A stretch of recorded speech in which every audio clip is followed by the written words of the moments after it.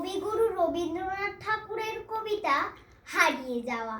ছোট্ট আমার মেয়ে সঙ্গিনীদের ডাক শুনতে পেয়ে সিঁড়ি দিয়ে নিচের তলায় যাচ্ছিল সে নেমে।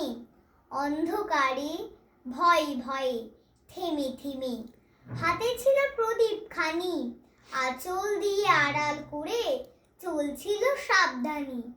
আমি ছিলাম ছাতে, তারায় ভরা চৈত্র মাসের রাতে। হঠাৎ মেয়ের কান্না শুনে উঠে দেখতে গেলেম ছুটে। সিঁড়ির মধ্যে যেতে যেতে প্রদীপটা তার নিভে গেছে বাতাসেতে। সুধাই তারে, কি হয়েছে বামি? সে কেঁদে কয় নিচে থেকে, হারিয়ে গেছি আমি তারায় ভরা চৈত্র মাসের রাতে।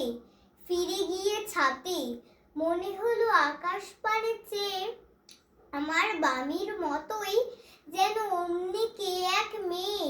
নিলাম বরের আঁচলখানি ঘিরে, দীপ শিখাটি বাঁচিয়ে একা চলছে ধীরে ধীরে। নিব্ধ যদি আলো যদি হঠাৎ যেত থামি, আকাশ ভরে উঠত কেঁদে, হারিয়ে গেছি আমি। নমস্কার।